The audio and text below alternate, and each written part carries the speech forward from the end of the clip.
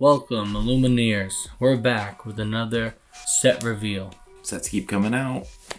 We're going on set 7 now. We basically picked about 60 cards that we think are interesting, maybe meta defining, and we're going to go right into it.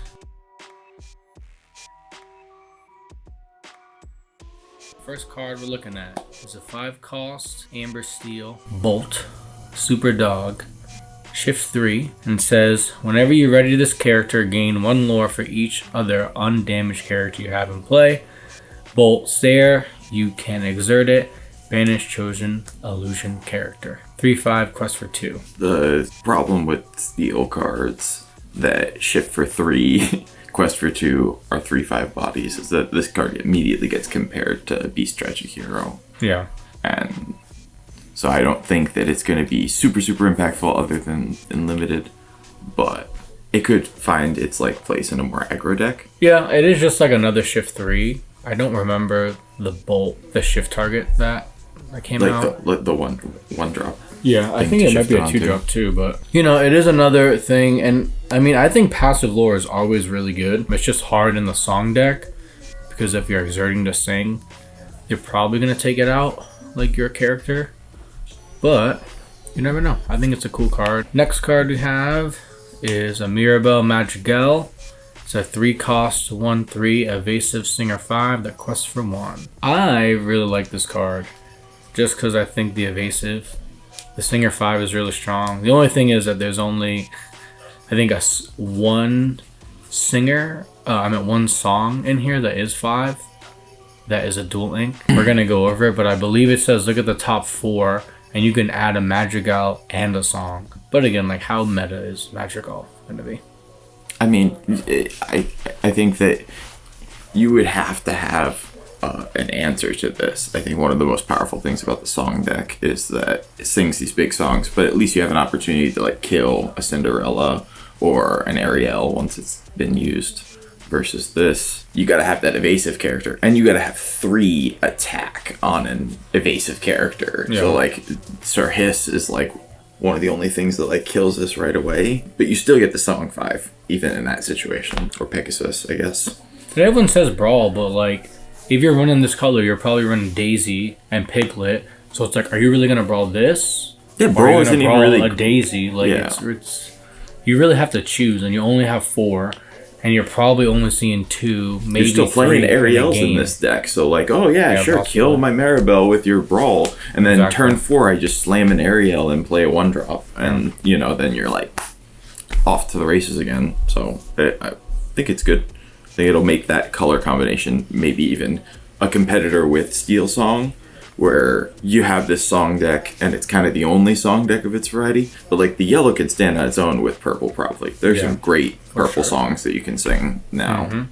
I think that new one too, we'll go over it, but I believe it's a gain a lore draw card. This is a card that I put in here because I just think it's fun. Yeah, 3/3, 4-cost uninkable, 3/3 evasive, Pascal, that quest for 3. Again, I don't know how meta defining this card will be, but definitely limited. I think this will be insane. I mean, I could see randomly playing one of this in the hyper aggro Amber Amethyst deck, where it's just it is a slightly better 4-drop because turn 5 they can't really get rid of it. Turn 6 is the Medusa turn. If they ramp, I mean, I guess they might be able to get you if they're lucky, but for the most part, this card's gonna quest for 3 and then die. Exactly. Alright. This one has some debating around on the internet, but it's a 2-cost uninkable 0/5 bodyguard. Also Prince, which is interesting. But I mean, you're not foxing it now. You can't fox it unless you have that 1-drop or a 2-drop that can challenge. And you're really doing a 2-for-1. And you're probably not even going to take out the Daisy that is probably going to be protecting. So I think it's interesting. I don't know how. I think we'll see in a couple of meta lists and a couple of topping lists, but I don't think this card is groundbreaking going to be 4 of, but you might see a sprinkle of 1 or 2 just to get people. And new cards are also just potent because people necessarily know exactly how they interact with each other at first. It's like, oh man. Well, even in like when I was forgot playing, that they could play an O5 bodyguard on turn 2, and then you like played it wrong. So I think even like when I was playing Diggy Diggy Hole, and you played the I think it's like Dopey or Sleepy, that's 2 costs 0/4. Like technically, it allows the Daisy to quest just one more time, which is 2 more lore because they have to fox the the bodyguard. So now it makes the Daisy live. So that's what I just think about this card. It just guarantees Daisy 4 lore instead of 2. That's really where you want to be too. Yeah, because you want to be guaranteeing at least 4 lore off. You want to take this one? So whenever one of your characters sings a song, this character can't be challenged until the start of your next turn. Quest for 4, 3/3, 5 cost uninkable. Isabella Madrigal. So we're used to seeing her with the evasive ability, right?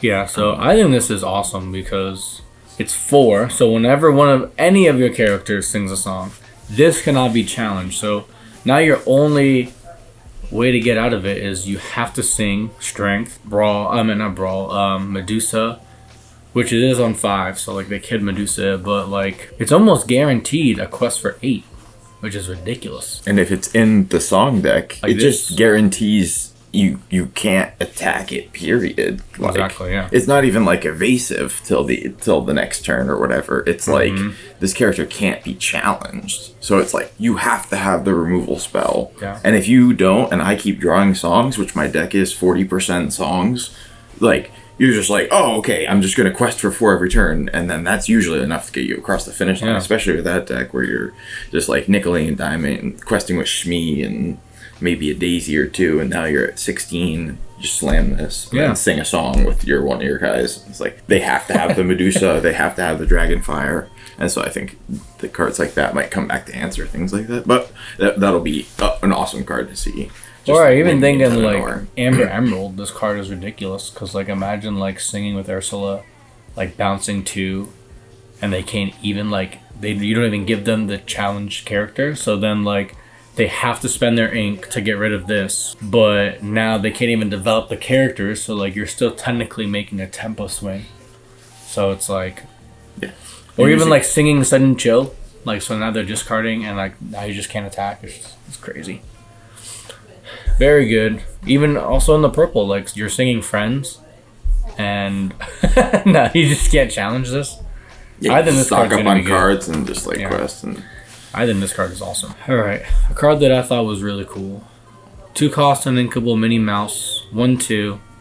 Whenever you play a character, this card gets +1 lore. And whenever this character quests, chosen opposing character loses strength equal to the character's lore until the start of your next turn. I think, just in Lorcana, I was talking with Zach. Yes, it can easily be taken out, like Sisu, Brawl, Medusa. But in the Rockstar Stitch Pride Land deck, like you could technically combo this out and quest for like 15. So, and like you get the draw off of it too if you have another one. So like if you get 2 out and they're both gaining lore, I don't know. I think it's interesting. Yeah, it definitely deserves to be talked about. I just think that it might be just like a little bit too weak on the stat line for what it costs.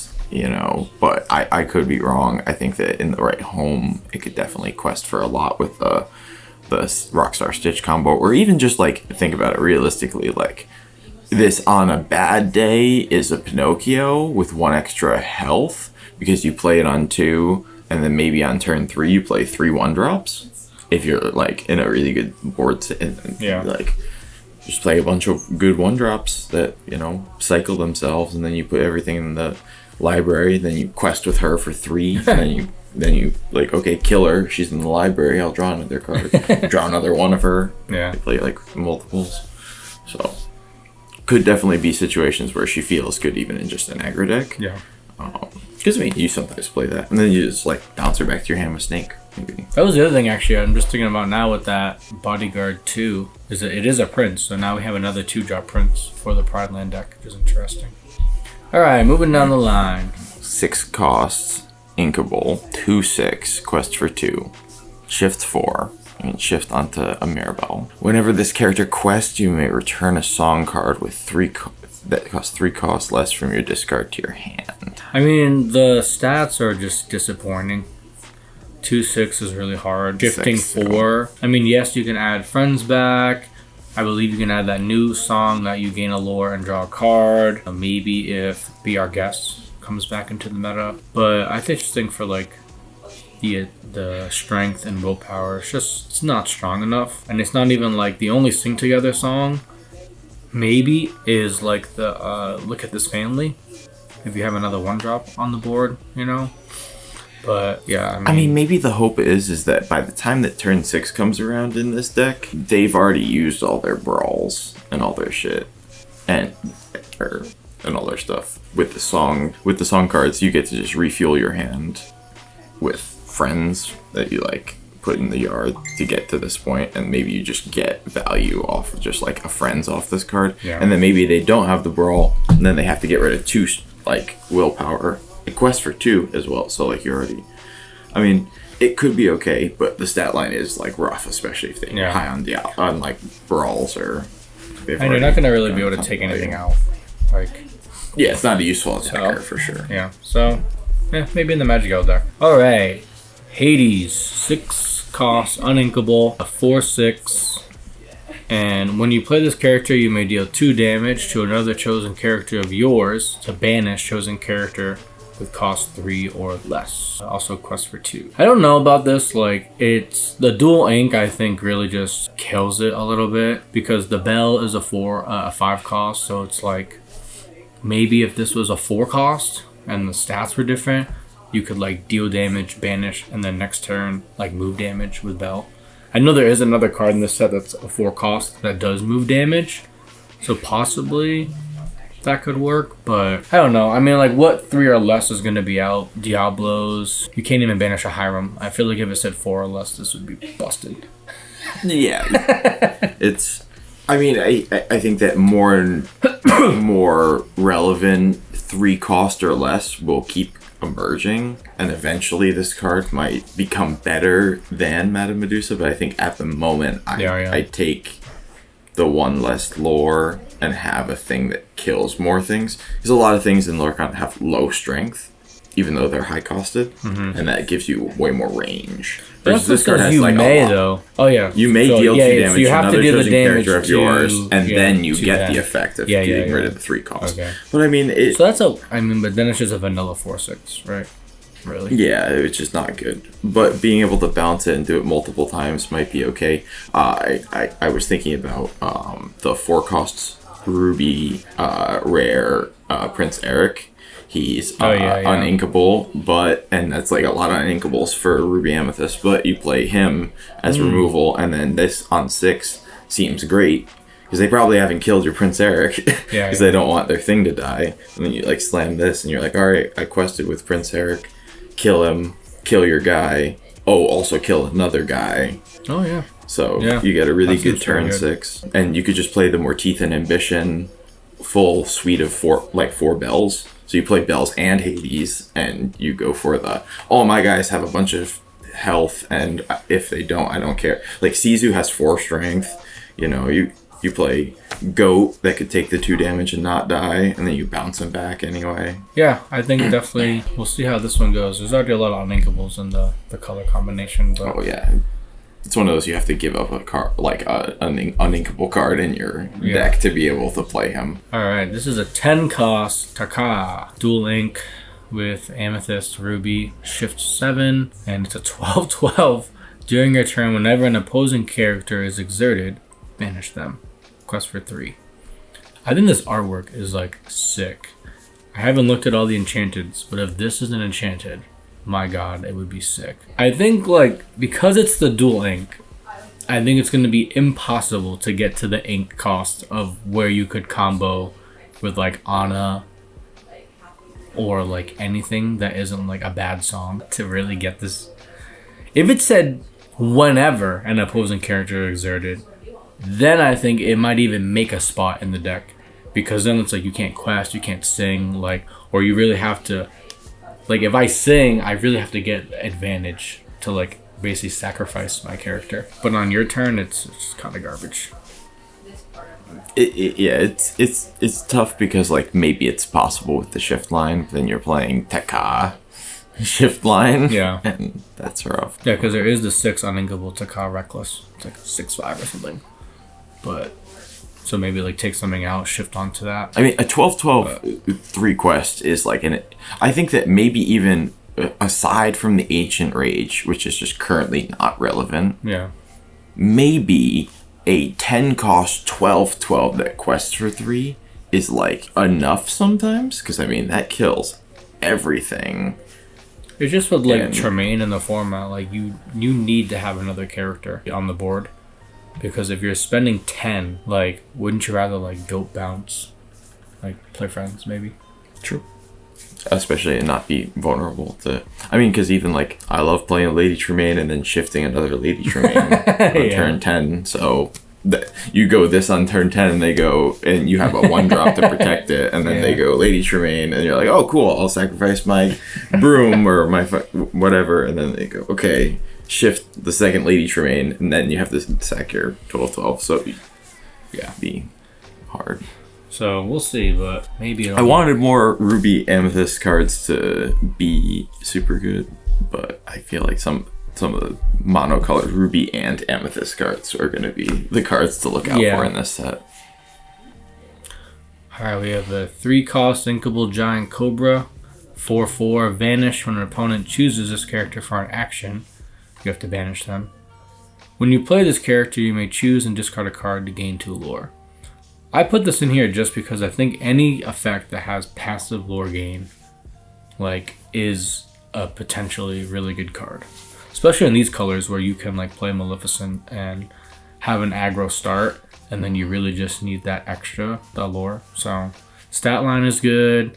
The Vanish is interesting. I feel like it's like actually not good though. Like it's overstated. Well, I'm trying to think of how much stuff that people play right now that they'd be willing to target their opponent's card with.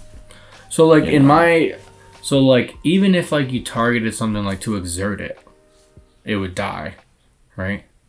Yeah. Yeah, like anything. Anything. So yeah. ice block, you ice block it, it dies because I have for to an target. action.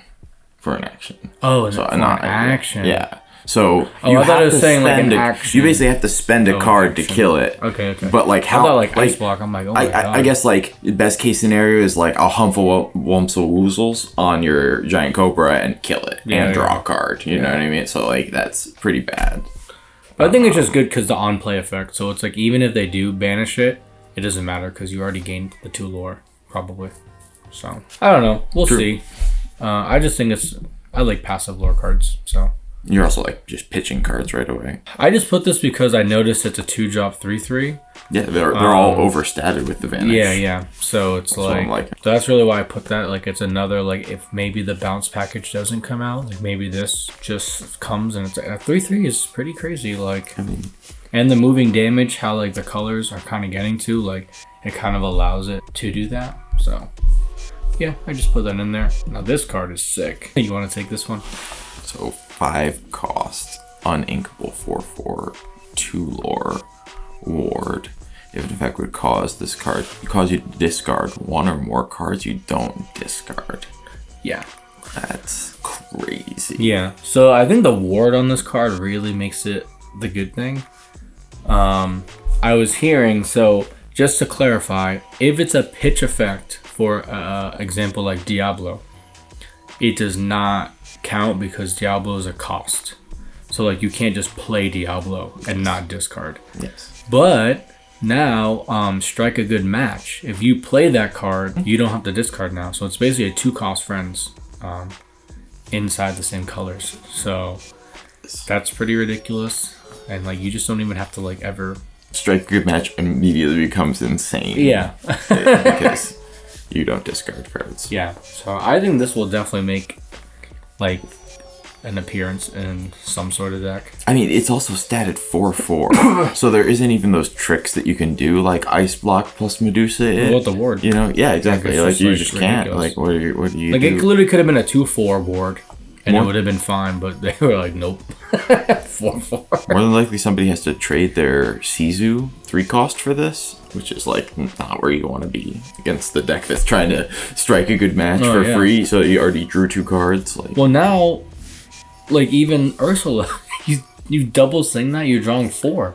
You're not discarding anything, right? It is the it's one of the DuckTales cards. She's purple. Magica Dispel. I think she's a 5-cost uninkable, and then I think it's if opponents make you discard cards, you don't discard cards. So you could like try to throw that into the rage, like, never discarding cards too.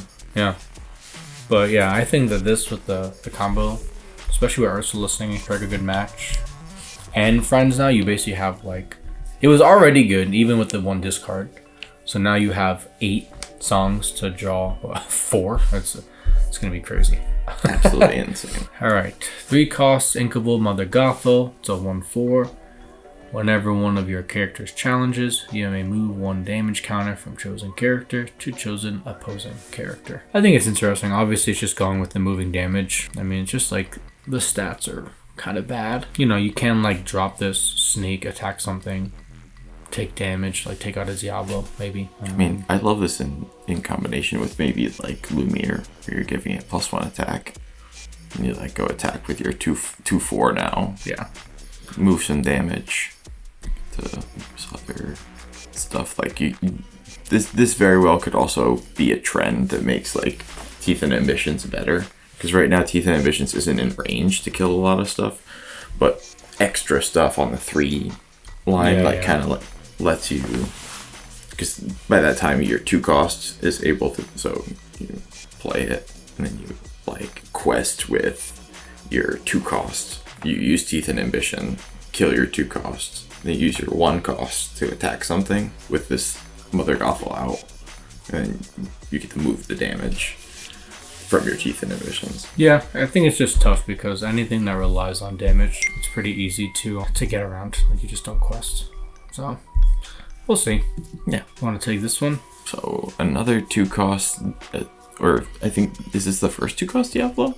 2 costs. I think so. Inkable 1/2 evasive challenger 2 quest for 1. That's just alongside the Kronk card. It was like played both of those in Emerald Amethyst deck, and now you have so many more shift targets for the 3 cost Diablo. It being 3/2 on attacks against evasive cards is absolutely insane. Even if it's just to like deal extra damage to locations, it's a great card. I do like it. I do think though, like I almost still think Sir Hiss is probably better, only because the 3/1. So it's like that gets over the Flynn. It gets it basically just it can get over the Flynn. And it's like what's really the benefit?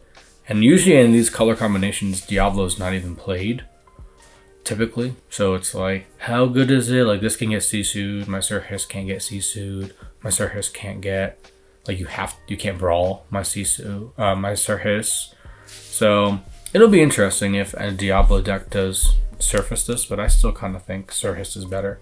Because maybe if it was like 3 willpower, but it still dies to strength just like Sir Hiss. Or strength like or strength to raging fire.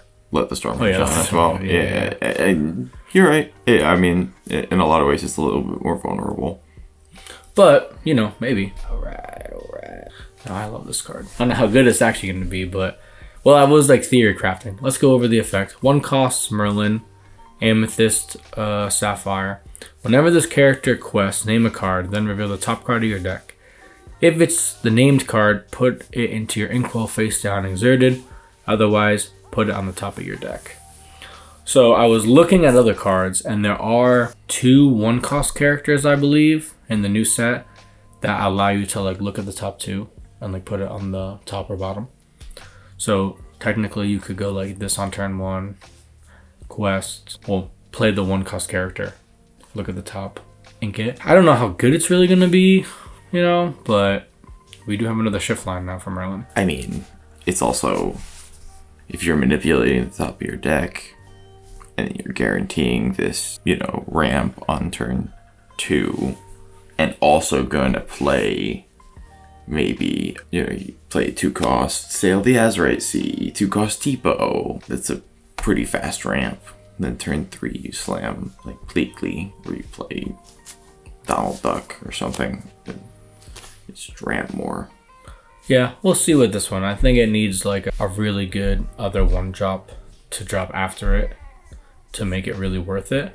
But like, if you just call something and you don't hit it, it's like pretty bad. But we'll see. All right, another Blurple card. You want to take this one? Yeah, so 7-cost Uninkable 5/5 Amethyst Sapphire. And then the shift is for 4 on Elsa, which is interesting. And whenever this character quests, you may exert chosen character. If you do, you have a character named Anna in play. The chosen character can't ready at the start of their next turn. So, yeah, I mean, to me, it's like regular Elsa is 8-cost. Yeah. And does it already for no other, you don't need an Anna. So it might be something, but probably not. Yeah, it's nothing like OG Elsa. No. But I think this is where like they might even slow down on the power creep, and I personally feel like gearing towards a standard where like some old stuff gets rotated out, and then this becomes like the best option for Elsa at some point down the line. There should be other.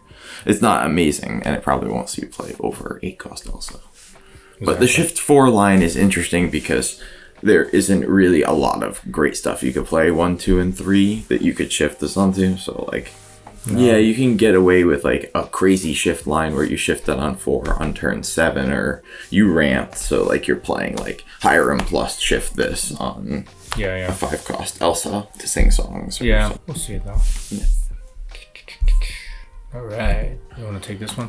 Yeah, this is probably my favorite card from the set, just based on art. I just love this card. So 7-cost Uninkable Donald Duck Flustered Sorcerer 5/6. Opponents need 25 lore to win the game. Quest for 3. The flavor text on it was the key to good like sorcery is in pronunciation. So I feel like the flavor text is like really on point for Donald being flustered sorcerer. He is. Not sure how super relevant he'll be. I would love to see him be played as like a one-of in Ruby Amethyst, just to like, it's a way that you can counter Goat. Your opponent has Goat plus bounce, and they're gonna win if like they have Goat plus bounce. And you just play this, and then they have to answer the Donald before they can Goat plus bounce. And sometimes they won't be able to kill Donald and Goat plus bounce in a turn. So then you get what you want, which is one more turn to not die. Yeah. So, and he sings "Be Prepared." So, people are having that discussion of like what happens if both of us are at 21 and we both have a Donald out, and then the opponent sings. Well, you don't have to be at 25. You have to be at 20. The opponent's 25. No. I'm saying both players have Donald Ducks out. Both players are at 21 because probably a tie. No, or is it turn player wins? The player that casts the Be Prepared wins because they're the active player. Oh shit. Yeah. So, it's pretty strong. I think it's gonna be really cool. I think it's gonna be severely underrated, and if this card is cheap, I'm buying a bunch of them.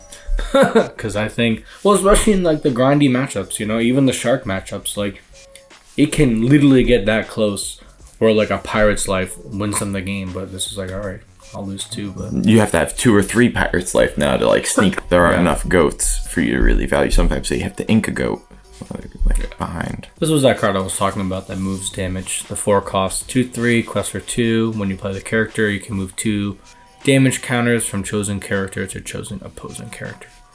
So it's basically just a bell, but less stats and costs 1 less. It moves 1 less damage too. 2 damage counters. I think it's still 2 damage. Oh yeah, because Bell can do 3. Bell can do 3. Yeah. But, weaker stat lines, but quest for the same, and it's also inkable, which is really, like, that helps this card become a possibility to be a 4. It's the purple competitive, like, the spot for 4 is, like, absolutely insane. So, unless you're also on, like, the Teeth and Ambitions, like, route. Yeah. I think 4 more moving damage cards is good for a deck if that's your synergy. You play them all, and then you play Teeth and Ambitions. Maybe you play the new Scar that deals 2 damage as well when he comes into play. Oh, yeah, and you just play stuff that deals damage, and you play stuff that moves damage. So that way you can get double kills and like Prince Eric's to get value. Yeah, it's an interesting card. Yeah, for sure. All right, cool rare. You want to take this one? So Shere Khan, 4 cost, uninkable 4/4. Infamous Tiger, quest for 4. When you play this character, discard your hand. I mean, it's tough because I don't know if you can be completely dumped of your hand on turn 4. Yeah, I think like if your ceiling of the deck is probably 4 cost, right? And like these colors, and like your only 4 costs is this and goat. I think you could be fine. Like it is super aggro. 4/4 is not really going to take anything out. You're probably going to have at least 2 other characters out on the board when you play it. I think it could have some potential. I don't know. We'll see. I think it probably just purple. Emerald is probably where it's going to live. Maybe amber because like the aggro part of it, but we'll see. You know? Yeah. I think it could be cool. And I think if there was a reward for you making yourself discard cards, but like it's also like, maybe you just only ever play this card after you've played your Kronk. You play Kronk and then you play this. And I'm not discarding cards for this. Oh, true. Yeah. So or like if you discard Lilos, you know, like in the Amber deck. Yeah, like, there are some just like cards that like... You're ditching 2 Lilos and now you're paying 2 next turn and now you just take the time to add your hand back. I don't know. It's probably too slow, but it could be an infamous combo. I mean... Kronk plus that, just as it feels like even just synergy, not combo, because it's like you're gonna want to play kind of both those cards. Those are both like up the alley of the green deck, especially the more aggro variants. But so Queen of Hearts, 5 cost uninkable, 2/6, shift 3, quest for 2. Whenever another character is played, put a damage counter on. I mean, this seems like it could be good. But you played a Queen of Hearts, you've shifted a Queen of Hearts. It is a 2/6, and then you pass the turn to your opponent. They go turn 3, play Brawl. You know, and like you could exhaust their Brawl resource, but yeah, I don't know how like liable this really is at all. If there's more move damage on like the red side of things and like maybe the green side of things from the set, like you could see like a Robin Hood deck where you're trying to cast cards that deal more damage. So like they play a goat, but now your Teeth and Ambition kills goat because you had Queen of Hearts out. Yeah. Weaken a lot of characters. I think the artwork for this set is like, literally ridiculous. Like they like really crushed it. And the flavor text too. That's why I even pointed out the Donald Duck one. Just like the fact that was even like, oh man, that was actually clever. Baymax, 6 cost, uninkable, 5/5. And this is sick. Universal shift. So you can literally shift on anything you want. When you play the character, if you use shift, remove all the damage from him. So in this color combination, I think it's like insane, honestly. I mean, you have big bodies like Clara. You wouldn't really probably want to shift this on a Clarabelle, but like you remove all the damage. I don't know if it will be played, but I think Universal Shift is awesome. I don't know. It's like it's like you play even. It doesn't feel like Clarabelle Shift would even be terrible. Like you have 1-drop Clarabelle, you don't draw the Clarabelle. Turn 4 comes around, you still don't have Clarabelle. Shift it, sing, like I don't know. We don't talk about Bruno or something, right? Oh yeah. Or let it go. Oh yeah. Either one. Just like removal spell on turn 4. Yeah, I think Universal Shift is cool. That's an awesome move. I hope more characters end up getting Universal Shifts based on like what kind of characters they are. Even if the stats are good and like the effect is not the best, it could do something. It's like Morph. Like at first everybody was like, it's not as amazing, and then like it's slowly like, all right, like Morph shifts everything, and they keep printing more and more shift targets, and there's a bunch of 2, and like there's probably some shift targets that Morph will eventually become broken with just by the singing capabilities on turn 3. Yeah, for sure. And late game opportunities too, where you drop 2 of them and you're like, this could literally be 4 different cards. Like, I don't know what cards. Yeah. What am I playing against? I just have to think of every green card in Lorcana that has a shift ability. Yeah, I like this bat. It's a 4 cost. I mean, the stats are bad. 2/3. It's evasive. But whenever it quests, another character of yours gains evasive to the start of the next turn. I personally really like the give evasive to another character. But in this color combination, on 5, like, what are you really going to give it? Like, it's probably really slow. In draft, though, I bet this card is awesome. Oh man, this card is busted in draft. Yeah. But in maybe a standard, I could see, like, you know, you play this on 4 and then you give one of your really good 3 drops evasive. Like, now you're like, Sisu has evasive. You get the quest for 2 on 3. Or like and Ursula Singh. Play like Flynn and like Sisu combo. Oh wow. And you go like 2 Flynn, 3 Sisu. For this, give Sisu evasive. Now you can still get the quest, and you still. It has to quest. Oh, whenever you quest. Yeah, so okay, not when it enters about. If it entered, it would be sick. Yeah, okay. Yeah. That's why it's like it's probably too slow, but yeah, just a little bit too slow. For a draft card, look out for it. Could be a good one. It's also cool art again. It's only uncommon, so you want to take this one? So 8 cost Daisy Duck, 6/5. Quest for 3. Once during your turn, whenever a card is put into your inkwell, chosen opponent chooses one of their characters and returns that card to their hand. So, it only says once during your turn. I didn't see that part. Okay, so it's not as busted as I thought. I thought it was every time. Because I was like, Jesus, this is ridiculous. No, but this feels like it's actually right at home in the blue green deck with all the songs. And for sure. The ramping. Just get a typo. And it's like when like you're playing like a smaller deck, like, you know, Diggy Diggy Hole, and like, you know, the bounces are coming from the strength of like Medusa. Not Medusa. Yeah, Medusa, right? What's the one that bounces with the song? The card that bounces with the song. Yeah, the ward. You're talking about the muses. The muses, yeah. Sorry, brain fart. Like with the muses, like you're playing higher cost characters, so then they don't. Well, higher strength characters. And then like they drop this. And now they're bouncing your Lawrences and your other stuff.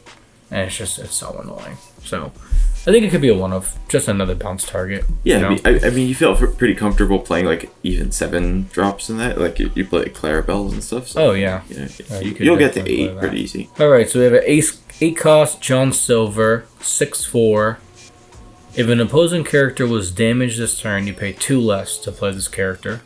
Has resist 1, and if you play an action that isn't a song, you can deal 1 damage to a chosen character. 8 cost is a lot.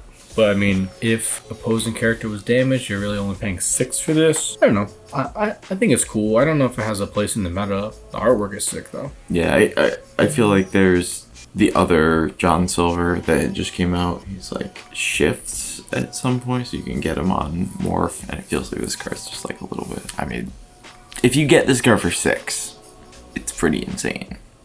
Yeah. If you pay the full 8 for this card, it's bad. And the pinging for 1 is pretty good because you could like sing now. Oh, that isn't a song. Never mind.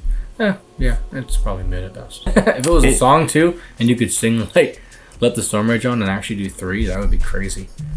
But it'd probably be too busted at that point. Yeah, you really need like this perfect storm where you go like fire the cannon, and play this for 4 on turn 6. Yeah. That'd be ridiculous. I put this in here because it's just another like Merfolk effect. 3 cost, 3/1, quest for 2. Whenever this is challenged, you have to challenging player chooses and discards a card. I just put it in there for people who like the discard effect and like maybe wanted to see more cards like that. It mostly trades with everything because it's a 3 strength. Not really much to talk about with this one. I would go as far as to say that it's actually pretty interesting that now it's a 1, 2, 3 drop too. You can have this curve where you go Curse, Merfolk, Flynn Rider, Anastasia now. Yeah. And now every card you've played says your opponent discards a card if they kill it. Yeah. They can only discard so many cards without crippling. Like, that's really where you want to be at. And then, I'll sing Sudden Chill with Flynn Rider, too. Make you discard a card. Now you have even less cards to discard. I'm making you discard your whole hand. Yeah, it does add that pressure. Hit a Prince John in the deck, and it's like, attack my guys that all make me discard make you discard a card with the Prince John out. You wouldn't want to do that. Your fox on your goat sucks now. Yeah, so it is interesting because it does. If you're not playing steel, it's gonna be pretty hard to. Yeah, steel does blow you. To not, but it always has, so it's not like anything crazy. All right, 6 cost Pete, 5/5, shift 4, which is perfect because there's already a 3 cost Pete. While this character is exerted, opposing characters can exert to sing songs, and your pirate characters gain resist +1. I think it's awesome. like you get the Pete effect that you wanted. You stun them. So like, and then you play this. It's gonna exert because you're gonna quest or you're gonna sing a song. Bruno, like there's so many different songs in these two combinations. Like every song is good. And the resist +1. I don't know off the top of my head like the other maybe 2-in-1 drop pirate you would have. Oh, Mr. Shmee. Oh yeah. So it's like Shmee now gets the resist, so it's not taking the damage. Yeah, this card is busted. 4. This card is busted. On curve from the 3-drop. Yeah. Heat, no if it was a actions. shift 5, it'd probably be like, maybe I'll play it, but the 4, especially in these color combinations, like 5-5 what do you for really 2? want to play on 4? The 5/5 quest for 2, like, Yeah. is just great too. Well, and it has resist. Was it other characters? Your pirate No, your characters. So pirate itself, character. it's a 5/5 resist 1. And you could sing that song, the new one that came out last set, that like gives resist +2 and you draw a card. So it literally could be resist 3. Like, yeah, this card is... Watch out, this card's going to give a lot of people headaches. There's gonna be a lot of like, that's a pirate, and it's like, yeah, it's Pete, space pirate. He's a pirate. Let's just talk about if Bucky didn't get a thing and a Floodborn. If Bucky didn't get that, well, honestly though, like you could now. No, it's a 3 cost. It's the fact that it's like It's opposing crazy, characters can't exert to sing songs, Yeah, on top Yeah. of the resist. Yeah, as opposed to like even the Ursula being sort of a weaker ability, because I think it's Ursula is the only character that's able to sing songs. yeah. This is you literally you can't even Zeus it because they resist. So it's like, yeah, that card's gonna be annoying to deal with. All right, everyone's worst nightmare for the next couple months. You want to take it? Yep. So it's a 9-cost inkable shift 7 bell 7/7 quest for 3. For each item card in your discard, you pay 1 less to play this character using her shift ability. So her shift ability is the only thing that can get downshifted. And then whenever this character quests, you may put up to 3 item cards from your discard on the bottom of your deck and gain 1 lore for each item card moved this way. How is this not legendary? How is this not a legendary? Well, I think that like sometimes they don't necessarily put the rarity based on how busted the card will be in competitive. I think they base on more things than that, like the collectability. Yeah, from a Yu-Gi-Oh standpoint, like it's never like that. It's literally like the best cards are always the secret rares. But like the fact with this is that you can play the 3-cost bell on turn 1 because you banish the item. So then you're already setting it up for at least 1 less. Oh my god, this is ridiculous. Well, This is ridiculous. I think Because it's you're already gonna shift 6 now. Already on turn 1, you have the ability to shift 6. I mean, like obviously you can't on turn 1, but like it's there and it's a 3/3. You're not gonna be able to get rid of it until Medusa. So it's almost you're almost guaranteeing the shift, even if it just stays there and you're not going against like a steel deck. I think for the most part, if you're killing Hiram's and you maybe like play the 1-cost Amethyst card that puts 3 cards from your opponent's deck back inside their deck, draw a card. I think it calls me. Oh, You yeah, know, that this makes card sense. becomes Same weaker. play. It's like just like a nice little, and I'm sure there's a bunch of other cards that are like, but like again, it's like requires a decent amount of setup. Maybe it makes the 4-cost bell like stock even go there, up, and that's I the like crazy play more of part. that on 4. Is like, okay, like from a meta standpoint, if I'm making you put it calls me in the deck, you play that, you just give me my items back, I can literally just ink this. Like if it was uninkable, so it's like I'm making you play basically bad cards just for me to be like, alright, well I'll just ink this instead. Now I'm gonna drop Maui Shark True, 6 true. instead.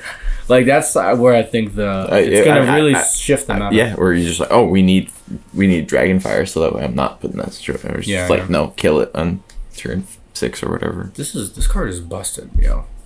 No, it's gonna gain Yeah. a lot of lore. And we'll just go to the bell right now. This is the bell we're talking about, the 3 costs. During your turn, you can banish chosen item of yours to play this character for free. This is literally ridiculous. There's another card here we'll just go over quick. I'll just show you a combo that people were talking about. It's in the items. This one right here. So this is the 1-cost item, Unconventional Tool. When this item is banished, you pay 2 less for the next item you play. So basically you go turn 1, play this, banish it, play the bell, and if you have a popsicle in hand, Now you get to play Popsicle for free. Or you could play another 2-cost item for free. So you have to have a way to banish this item. Oh, you That's can't what just... the bell does. You banish the item. Banish the item to summon it. So you banish this, summon Bell, and then play Popsicle for free on turn 1. Ridiculous. You get a 3/3 body with a draw. And now you're setting up 2 items in the grave because you can banish the Popsicle for free. So now you're shifting on 5 with the Bell. It's pretty insane. So yeah, that combo is going to be ridiculous. I think that with unconventional tool, there's probably room to say that, especially on the workshop, that like the Maurice's workshop also being able to ramp into Maurice's workshop. Yeah, I mean, if you waited and you wanted to play the Bell on 2, yeah, you can play workshop on 2. And you're just playing a ton more items in that version of the deck because but all the other items. That combo is ridiculous. When that happens to me, I will be crying. The next Ruby Sapphire card is this 6-cost uninkable beast. You exert it, pay 2, banish 2 of your items, and you get to deal 5 to a chosen character. This I don't know if we'll see as much play as the Bell, but I think it is really cool. I mean, it feels strong. The exert to do the ability feels like the weak point. Yeah. I think that if it happened to just have, when this entered the battlefield, banish 2 items and then deal 5 damage, I think it would be a little bit better. But you got Medusas and you got Lady Tremaines and stuff you could play on 6. You don't really feels want like, to be doing this. unless like there was some advantage to having the beast 5/5 stat line, maybe it like kills more things, but it doesn't feel really too worth it. No. But it's a cool art. Oh yeah, cool card. It was very sweet. Thought in mind with like the steampunky theme of the other Bell. I did this because everyone like wanted the Mushu card. 5 costs, 4/4, inkable. Whenever one of your characters challenges, they gain resist 2 during that challenge, which is like pretty crazy. And during your turn, whenever your character banishes another character in a challenge, you're gonna gain 2 lore. So I like this because both effects are really helping each other to make the card like insane. Yeah, what do you think about it? I think it's an awesome card, and I think that they might have kind of caved in at the point when people were like, "Oh, why is there every character from Mulan in this game except for Mushu?" And just like the most like very small portion of the story characters like being like finally get a character, but that the character is also seemingly very playable, and probably one of the reasons why we might see some like actual red steel, like Ruby Steel does not see as much play. It's crept into like some random offshoot decks, but I think that it hasn't really made it on its own or stood up on its own 2 feet. So I think it would be amazing to this with Calhoun is ridiculous. You're getting 4 lore with a 3/2 resist 3. So like that's just crazy. Like this with Calhoun is going to be a menace. You're not going to want to turn your cards sideways, kids. And then that deck you're playing like you're playing brawls, you're playing other steel removal spells, you're playing good steel cards like Pete, you're playing Robin Hood maybe to gain some free spells. The challenging to gain lore is like it might be a real threat. This coming set +2 resist every time the character is challenged. So it's like, so even if you have Scar and you're like wow, resist 2 on Scar Shmi, kills everything. Yeah, Shmi like doesn't take damage now, or only take 1 at the end. Like, whew. All right, 4 costs, Maurice 5/2. When you play this character, you can banish a chosen item of yours. Draw a card. If the banished item is named Maurice's Machine, you may also banish chosen character with 2 or less strength. The Maurice's Machine is pretty busted. I think it's in here. It is a 3 cost, and when it's banished, you can return an item with 2 or less from your discard to hand. So a lot of synergy. So you're bringing back the sacrifice popsicle so that way you can play it again to draw another card. Yeah, or even bringing back the unconventional tool, like to set up more bell stuff. So it's interesting. I don't know if it's really going to get played because it's like, do you really want to play this or do you want to play Hiram? If the meta is like a really fast meta, maybe. I mean, like with the item deck, I can see the toolbox for sure, but I still feel like 4, I'm probably wanting to go Tala or Hiram. I mean, somewhat the 5/2 is relevant, but also killing a character is relevant, and playing more items, you almost like don't have enough Hiram effects compared to the amount of items you're playing. Like you play Tamatoa and yet you play Hiram, but those are really the only things in your deck that bound like synergize off the having items. So having a bunch of items and then also maybe one Maurice Workshop for Hirams and then the Tamatoas to take advantage of having like Workshop and having like the extra 1 cost odd tool or whatever it is. Yeah, I mean, and also like you said, like if a rotation does happen, like this is a solid 4 cost. Like you're not drawing the 2. The item deck still lives. Yeah, it's like there still is like a 7 cost Elsa instead of. This Goofy is kind of like more of a fun card, but it's a 7 cost, 7/6 evasive, and whenever this character challenges another character, your other characters gain +1 lore. I think it was just kind of like a goofy card. Yeah. And with Vitalosphere, I mean, it's probably not seeing any play, but the art's great. I think it's this in like limited a really cool card. Or in draft is going to be so annoying. I mean, even in the Ruby Amethyst deck, sometimes you're like just grinding characters. You just play that in 7. Like now they don't want to even exert their characters because if you challenge a Goofy, you probably win. If they like play that in a goat or something. Let's see here. Nice, another Mulan shift. 7 cost, inkable. Mulan 5/6, shift 5, also evasive. And whenever this character challenges another character, your other characters gain. This character can challenge ready characters this turn. So again, like with these challenging effects, you have to have the setup. So your opponent has to literally give you the opportunity to do this. Especially with this card, because it has to be this character challenges. So it will be tough. But I mean, the fact that you could possibly get 3 cost Sisu challenging ready characters is kind of ridiculous. Well, in the idea that like a lot of people will be like, okay, I'm not gonna challenge or I'm not gonna quest with a bunch of my guys because I don't want to have all my guys die in combat. I'm just gonna quest with my evasive character, and then they pass the turn back to you with a 1 cost Mulan, and then you have Mushu out, and then you shift this Mulan onto it evasive, kill your genie. Whenever this character challenges another character, they can attack ready characters. Then you use all your characters to kill their like unexerted characters. I think you're gaining 2 lore each time too with the Mushi. Yeah. I think it's any time it was taken out by a challenge, you gain 2. Yeah. So I think that between this, it's gonna be a lot of bag combos. Yeah, this card and the Mushu card maybe make Ruby Steel good. Like the hard thing is like you want them all on 5. So like maybe. Well, but he's a 4 cost. Oh, he was 4. Unless I'm maybe I'm 5. If he's 5, then it's gonna be tough. Yeah, he's 5. He's a 5 cost. Yeah. But still, like that, the possibility of like, and look at their stats. Like you're not true. You're not taking evasive them out. 5/6 with quest for 2 is good. 4/4 for 5 is still good. And then we talked over the bell.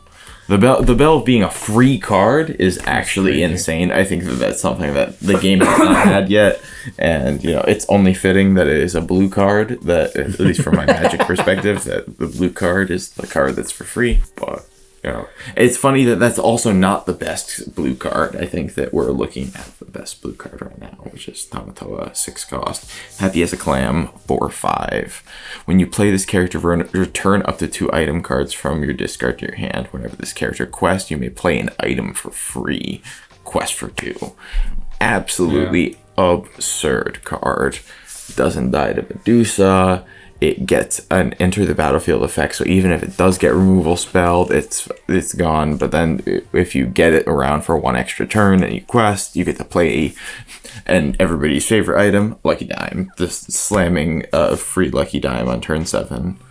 Ramps, playing probably 8 cost Tamatoa. No, it's really crazy. Like, and it's any item, so it's like with like you were saying, like the Maurice Workshop, like you could hold it in the hand. You don't have to like commit to it on 3, play it on turn 7, and now like maybe like your turn 7 is just play Maurice Workshop for free, and then play all these items and just like stack your hand back up. So if they do be prepared, now you have a full hand. It's gonna be crazy. When the Maurice's Workshop deck won, wasn't like the quote like this is the best card draw engine in the game, and it's like having cards like that to support a card draw engine, like because and you literally add them back to your hand, so it's like you're already fueling. It's not even like you need to have so much because you're already using them. So it's like you're basically guaranteeing yourself 3 or 4 more cards.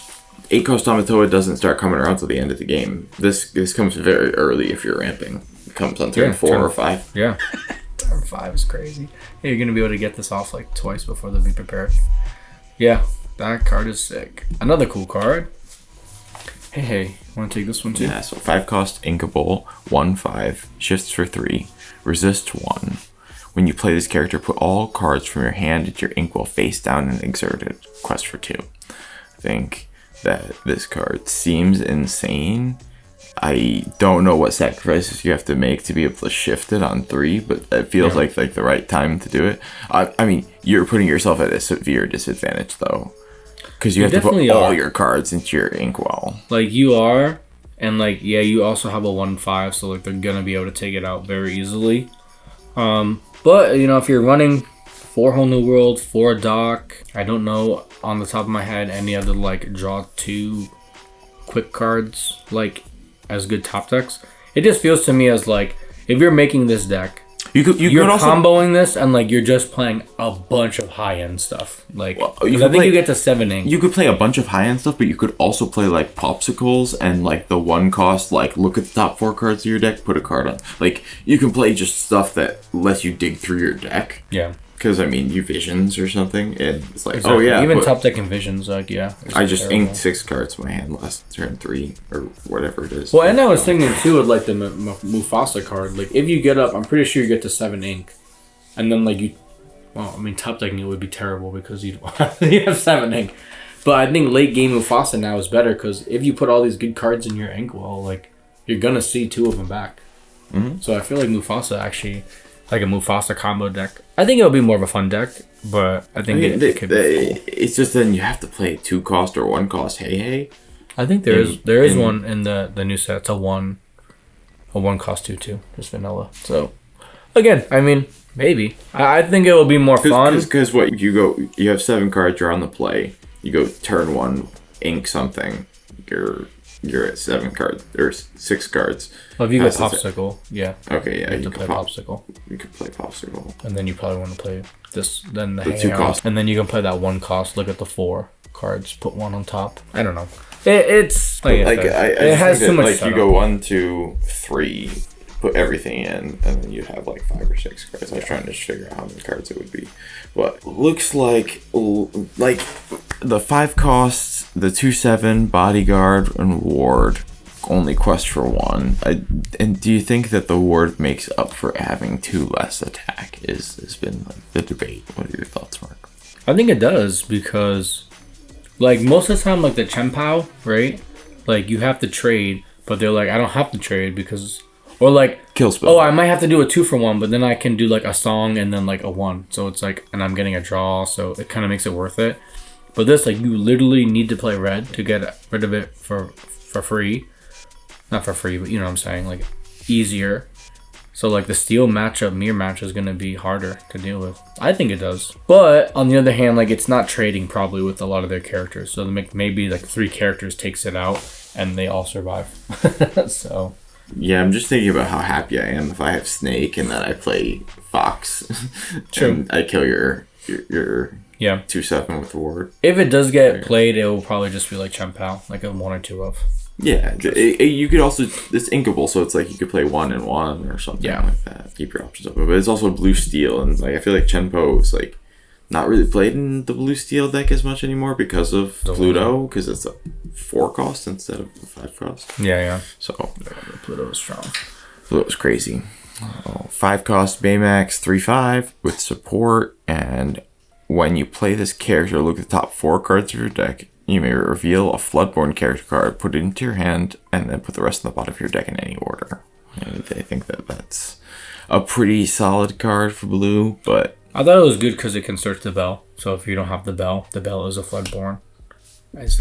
I don't think the Tamatoa was a Floodborn, but it does search the bell in a sense. I think Lady Tremaine's a Floodborn. Yeah, I'm right. Very possible. Pretty sure Lady Tremaine's a Floodborn. So I think blue, you get to dig through your deck, and the more cards you see, the better outcome. Yeah, I mean, even if you look at it from the sense that you're paying 1 more than Grammatala, it's still inkable. It has 2 less strength. or two more health. It still quest for 1, but it has support, and it has this enter the battlefield effect. So, and you get it automatically, and so you could just play more Floodborns just to make sure you're getting your Baymaxes. Yeah. But yeah, I don't know if it's gonna be an ad, but I think that anything that says search or look at the top 4 is pretty good. Definitely worth considering. Yeah. So this is a 4-cost Maid Marian, a blue steel card, 3/3, quest for 2. During an opponent's turn, when one of your ally characters is damaged, deal 1 damage to chosen opposing character. And your character's name, Lady Cluck, gain resist 1, which I believe was the bodyguard card that we just looked at. Yeah, it was. So there's quite a bit of synergy in the blue. I think that they're trying to give some love to some of the decks that have maybe not seen as much. Yeah, like especially great cards over time. I think this is good though, because if your ally card is damaged, deal 1 damage. So like, I think it's probably gonna make a lot of like trades happen that like would not have been trades. There's a ton of ally cards. Yeah, too. I can't even know all of them off the top of my Yeah, head. there's so many of them. It's just nobody ever paid attention to the subtypes for a while because they've been a lot less relevant. But this is a princess and a hero as well to keep in mind. But the ally cards are just going to become relevant now. I don't think there's any ability that says if you had an ally. They did some stuff in the beginning during leagues where it's like if you played villains or heroes or like pirates, but like there hasn't been like cards that just reward you for these tribal like subtype. So for my nice Queen Census core, which check out the last video and you'll see who won. The princess is alright. So This card scares me. You want to take it? So 5 costs. Inkable 4/3 with bodyguard. Quest for 2. During an opponent's turn, whenever this character is banished, deal 2 damage to each opposing character. I mean, it seems insane, but like you have to remove it. It's when it's banished. So anytime like you are getting punished, it's not even a challenge. If it said challenge, I think the card would be a little fair. If they're okay, well, like, at least maybe I can Ice Block Medusa this. It with bodyguard itself is just like, okay, you can kill it. Have to, you can kill it. Okay. And that means, like, your other characters might not even be able to take out what it's protecting with the bodyguard. Because you might have to literally clear your board. Yeah, you have to attack this first, and then it clears everything else, and then you lose. Yeah, luckily with Lorcana, like, you can choose when to attack, and there's not, like, a battle phase. Because if there was a battle phase, this would just be busted, because you would literally have to just sacrifice like your whole board. Yeah, like or like you would like you couldn't like establish any sort of anything until this gets taken care of. Luckily, Lorcana lets you do whatever you want during when like in any kind of order. But yeah, I think this artwork is sick too. Somebody did say that he's a Black Panther, and it does say Jaguar. Really? I think he technically is a Black Panther, right? But in the text he says Jaguar. Jaguar. But maybe we're wrong. I don't know. Comment down below what you think. Yeah, I'm not sure. I mean, the card says Jaguar, but Disney's made other mistakes before, so. Darn you, Disney. 4 costs, again, to Experienced Enforcer, 2/4. When you play this character card, characters can't exert to sing songs until the start of your next turn. Each player pays 2 more to play actions or items, so. On top of that, being a captain with the Shmi. Captain, Alien, Storyborn, Experienced Enforcer. He's all the whole package. Yeah, so you literally each player plays 2 more to play actions or items, and when you're playing it, they can't sing a song, so they have to literally pay the cost to sing the song, which seems like paying 5 and not singing Friends on the Other Side is the worst. Yeah. Gantu is basically another. It's also a 2/4, which is like not insane, but it's still like pretty statted. It won't die immediately, and it's a 4 cost. So. And this is like what checks that bell like insanely, because like you have to pay 2 more. Oh no. To play. Oh, never mind. Sorry.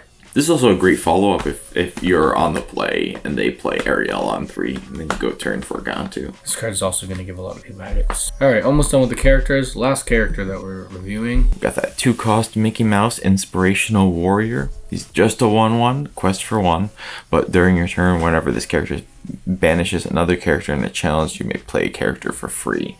So I see this card being maybe in conjunction with some of the action cards that we've seen in like maybe a steel green deck, but we'll talk about that card later. And that you can give this character challenger, like there's a ton of cards that you can play that give this plus attack and you kill something, and then you get to play a character for free. That's just going to be insane.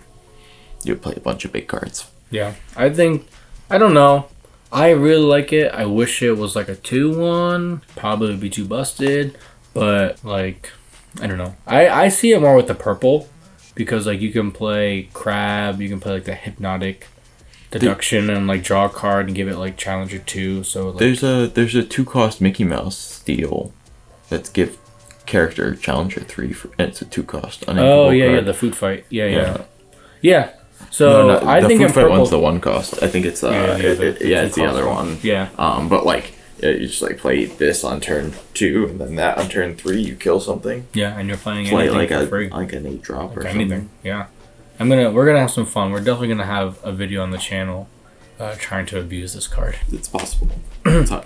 It's a pipe dream. Alright, so we got about 8 actions, 4 songs, and 4 items left. Show me more. I've been saying this was a song the whole time. 2-cost, uninkable action. Each player draws 3 cards. I don't know. I mean, like you were saying, like there was some green mill effects. So like before it's really just steel emerald that had the mill.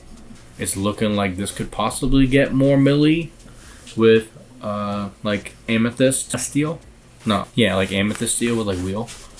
So I don't know. I don't think it'll get played unless it's like a mill deck. I could see a world where you play this card in Ruby Amethyst Burn deck, where you were also playing like the Chromacon.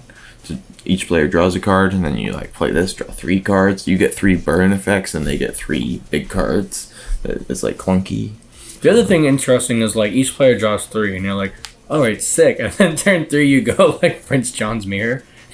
You can only have 3 cards in the hand. Mm-hmm. So it's like that combo might be really annoying. Or bend the will, even like right now we've only seen bend in a green blue deck that ramps up to it, but like maybe this is just like you play this 2 or 3 times between that and turn 7, and they're like, I have so many more cards now. I've played rabbits and I've bounced my rabbits and I've drawn all these cards, and then you're like, okay, bend turn 7, and then what did they do really? But maybe they committed enough to the board that you can't really keep up, so it might just be like a losing battle. But seems like an interesting card, and the enchanted looks awesome. So. It looks amazing. I hope that we both pull it. Restoring the Crown. 6-cost uninkable action. Exert all opposing characters. Whenever one of your characters banishes another character in the challenge this turn, gain 2 lore. I think it feels really cool. It's too bad it's not if it was Ruby Amethyst, then the Tech Ka would be very good. You know what I mean? Like it just feels like that now they're almost like, you know, teasing around with the card, you know, where it's like, you know, if it was only. And so I think it's also Purple Steel is the deck that.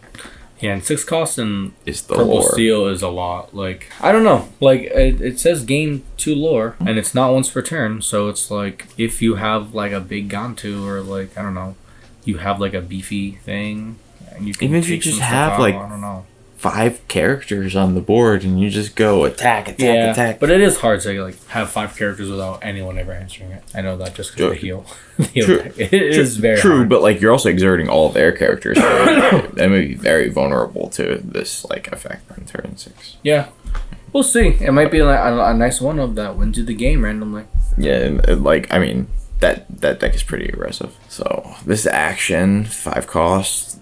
Inkable green action, the Return of Hercules. Each player reveal a card from their hand and play it for free. So like the character card from your hand has to be revealed first if you're playing it, and then your opponent reveals the card, which at least from what I've been told is the ruling, which is less cool than both at the same time. But I mean, you could play a deck where like blue green, you go turn 2 ramp. So do they play at the same time, or is it reveal, play?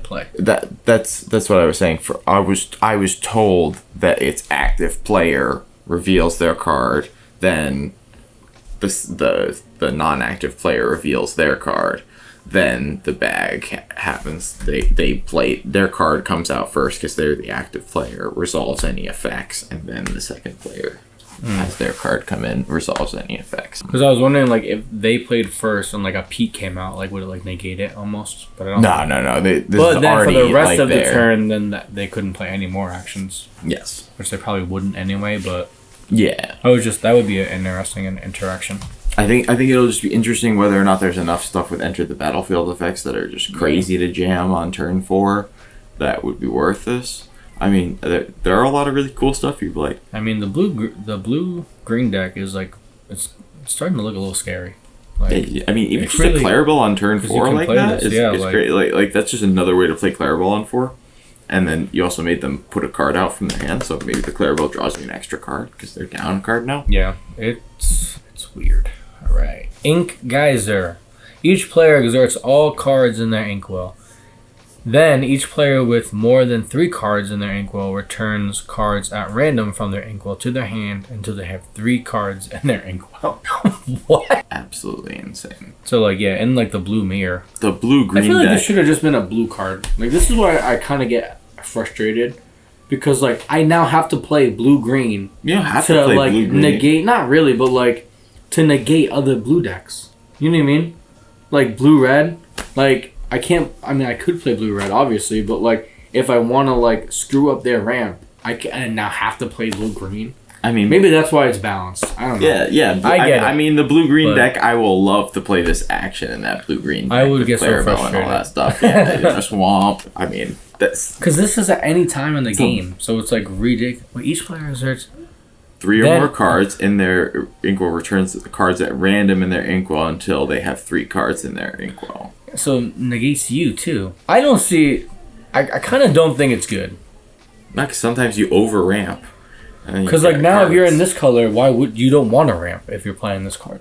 It's like the opposite now because you kind of want to be at 3, right? I think that it's. I don't know. I'd have to see gameplay for me to like really see it. If I bounce back a bunch of cards to your hand, and then Ink Geyser, I get a few extra turns.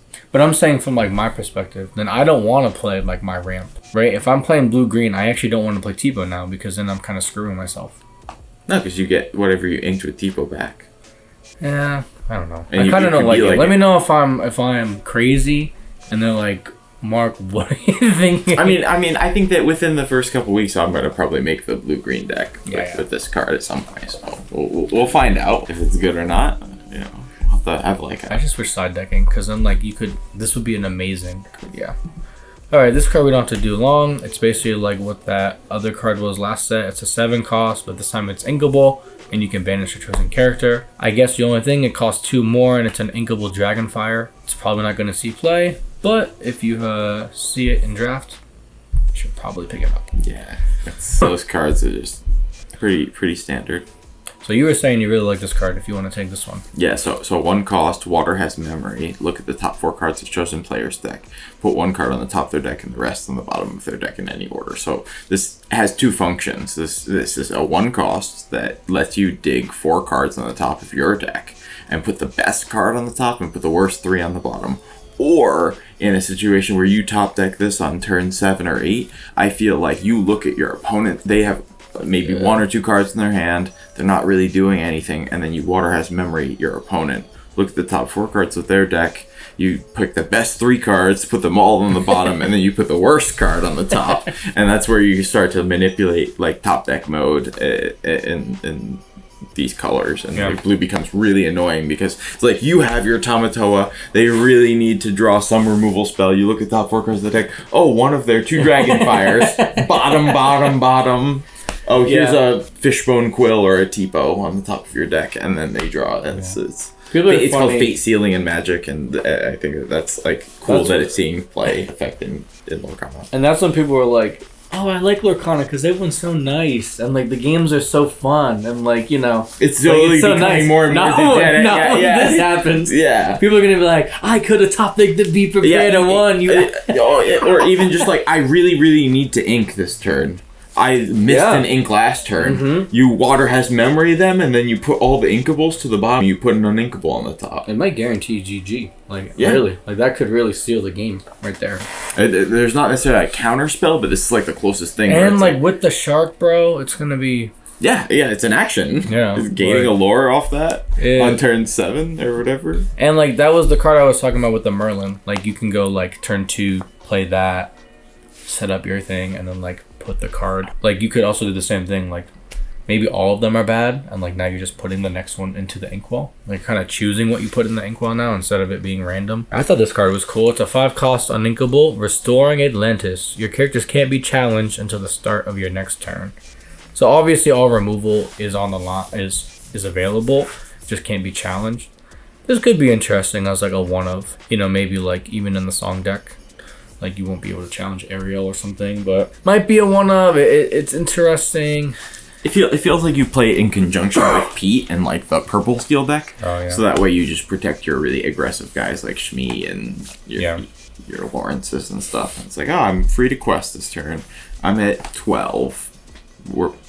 I'm like getting really close to 20. Do something about it. And it seems like too, like in this set, it's really like saying like you either have removal right now or you don't. Like, you're dead. Yeah. So if you don't have to play maybe an abundance in the control decks. You're just forced to play way more removal than you ever did, because it's just answer it now, otherwise you die or be banished, I suppose. Yeah. I just put this in here because it's just another action that does damage. 2-cost inkable, deal 1 damage each to up to 2 chosen characters. It's you know, I don't think it'll be played. I mean, it could be because like how the meta is looking like right now is like sometimes like turn 2 or 3, like 1 drop, 1 drop, 1 drop, and like hitting 2 Diablos with this maybe. But again, I actually really like the artwork. I think it's like the colors on it are really even nice. Just like Chernobog plus Diablo, it's like 8 of the 12 1-drops in the Ruby Amethyst deck do get hit to this. No, yeah, and like sometimes too, like, you know, oh, like they didn't play a character turn 1. Like, obviously, I'm not going to use the Chernobog. I'll be able to get 1 more lore. It's like, oh, nope. And then you, like, put this in the inkwell if you don't need it. Like, Yeah. they go, okay, I'm going to play a card with 3 health on turn 2. And you're like, okay, they played Snake on turn 2. This card's useless now. Ink it. Yeah. I think it's cool. It's also, like, a good draft card. You probably should pick it up. Yeah, in draft. no, absolutely. It's a great removal spell. So I only saw 4 songs that I thought that were pretty cool. Oh, this is a 2-cost song. It actually goes with that Mirabelle card, maybe. You draw a card, and chosen character gains bodyguard until the start of the next turn. I don't know why I personally just like when like cards give abilities to the cards that like don't have them. You know, like the evasive and the bodyguard. But I think it could be good. You know, like you use that, you could add it back, and now you have like a bodyguard at any point. You're also replacing it. I don't think it's terrible at all. I think that this maybe helps out the Emerald Amber deck that was like the song based with the muses. It's just another song to play for 2. It replaces itself, and it gives bodyguard to maybe protect your singer or protect your muses. So that I way wonder you can too, like what you were sing saying with it. before with the Emerald. Like, imagine like giving Flynn Rider bodyguard, so like it's actually making your Merfolk stay another turn. So like questing for 2, you're replacing it. They're losing. They're a discarding card. a card. You maybe have a Prince John out. They're drawing another card off of them. So you draw a card off this, then you draw a card off them, discarding a card. Yeah. So they're down 2 cards. You're up 2 cards. Yeah. So I don't know. I think it's a fun little card. Do you run that or be our guest? It's kind of hard. This is the 5-cost Amber for Mirabelle to sing. Yeah, we were talking about. Oh, you look at the top 5, not 4. So you get that 1 extra card, and you could possibly add 2 cards. And it's It's a +1 right there. I think it's cool. You know, I think I think it's a cool card. I don't know. The question is really on turn 4. Do you want to be singing this, or do you want to be singing Whole New World? 5. Well, I mean, with you the can't even play Whole New World. No, I mean with the. No, what I'm saying is like with Mirabelle. Yeah, I don't think you play this unless you're playing Madrigal characters. Oh, for sure. But like, even if you get the Madrigal character and the song card, is it better than Whole New Worlding? Because you have to make it so that way you're getting those 2 cards and you're like above the tempo of your opponent. Cause I think it's good in the Madrigal deck only because I played it for a little bit. Because like you really need Bruno. Like, and if you don't have Bruno, then you're like, you're kind of done, you know? So, and if you're dropping Bruno and you're like adding that bodyguard song, like you can like protect Bruno in another way. But with either Ariel or Mirabelle on 3, you can play this on turn 4. Oh, true. Yeah. So seems good in the Madrigal deck particularly, or just like a deck with a bunch of Madrigals. And we have a bunch of them now. Yeah, that are like solids. This is the 2-cost song we've been talking about. Gain a lore, draw a card. Awesome card. Yeah, really cool. I think this is what also like gets that Madrigal deck there, because like there are turns where you can gain like 6-7 lore. I'm just very excited to see this card in Ruby Amethyst. Oh yeah, for sure. Honest too. Like I think we're just gonna go back to Cusco, use Cusco to sing this on turn 3, play a Sisu or something ridiculous. Like it's people are saying like Shark too, like a possible Shark build with this. It is uninkable. Because now like you're playing, you can there's a lot with the Shark. You can gain 3 lore with Pirate's Life, 3 lore with Gathering Wisdom, and now 2 lore with this and drawing a card like. Or just friends gaining 12. Friends gaining you 1. Yeah. This draws into friends. You sing. That is like 12 cards for Shark right there that you're just like gaining 3 lore and drawing. Or like them losing. So yeah, that will definitely be a good card. Last song that I thought was cool was All Is Found. Put 2 cards from your discard into the Inkwell face down and exerted. So it guarantees you to be at 8 lore. I'm at 8 ink if you're obviously if you're at 5. I mean, it kind of works inversely, I guess, to the item, bring back the items from your yard. Yeah, but that's where it's cool now. Like this set is getting to where like I'm gonna play a Sapphire player, and it could be an item build. It could be like the Shark build. It could be like there's a lot of different kind of builds that you can expect. We're just gonna make it more challenging and actually make like more competitive, and like having to really navigate through those different builds. What kind of things give me a hint that he's either on the blue deck that puts cards from his discard into his Inkwell, or is it like bringing them back from Tamatoa?